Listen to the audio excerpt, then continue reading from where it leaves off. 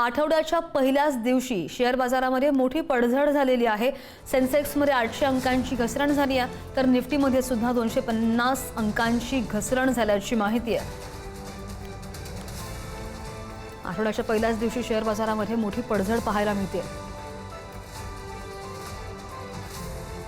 आणि या संदर्भात आपण सविस्तर बोलूयात। शेअर मार्केट तज्ञ केदार ओक सर आपल्यासोबत जोडले गेलेले आहेत। Kedar sir, good morning. महत्त्वाची आणि मोठी अपडेट आहे। आता जागतिक घडामोडींचा शेअर बाजाराला सुद्धा मोठा फटका बसताना पाहायला मिळतोय। एकंदरीतच गेल्या आठवड्याच्या एंडला ज्या काही गोष्टी घडल्या, जसं चीन आणि अमेरिकेची मीटिंग झाली, त्यातही काही फारसं आउटपुट आलेलं नाही।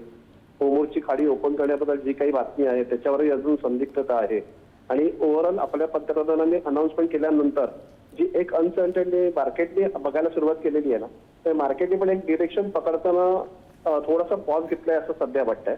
आणि आता जे एकंदरीत क्रूड मध्ये जी वाढ होती ती आपल्याला थोडी पुढच्या काळात डॅमेज करेल। ओव्हरऑल आधीच महागाई वाढलेली आहे, त्यात पेट्रोल आणि डिझेलचे भाव वाढल्यामुळे आणखीन त्याला हातभार लागेल असं आम्हाला वाटतंय आणि त्याचा साऱ्याचा इम्पॅक्ट हा तुम्हाला आता शेअर मार्केटवरती दिसतोय।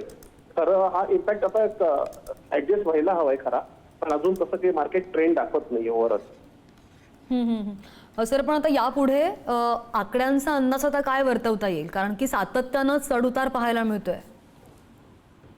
नाही, आता कसं माहिती का, मुळात एक तर या जागतिक अनसर्टनटीमुळे एक आता बाजाराला काळजी की या पुढच्या पहिल्या TMIचे रिझल्ट पण कसे येतील, कारण एकंदरीतच AI मुळे सॉफ्टवेअर इंडस्ट्री ऑलरेडी पडलेली आहे आपल्या मार्केटमध्ये।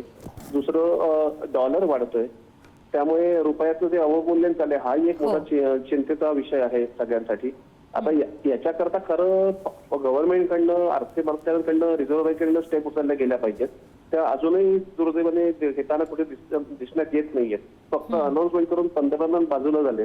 आता त्याच्याकरता जे उपाययोजना करायच्या त्या अथॉरिटीजने करायच्यात खऱ्या म्हणजे, तर ती अजूनही अनिश्चितता आहे। आता ते कधी ऍक्शन घेतात, त्याच्यावरती काय आपले प्लॅन असतात हे खूप महत्वाचं आहे आणि पुढच्या काळात एकंदरीत थोडं काय कठीण वाटतं या सगळ्या गोष्टींमुळे।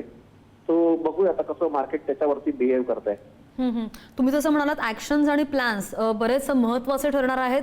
काय निर्णय होतात यापुढे ते पाहणं महत्त्वाचं असेल। धन्यवाद दिलेल्या सगळ्या सविस्तर प्रतिक्रियेसाठी आणि विश्लेषणासाठी केदार सर।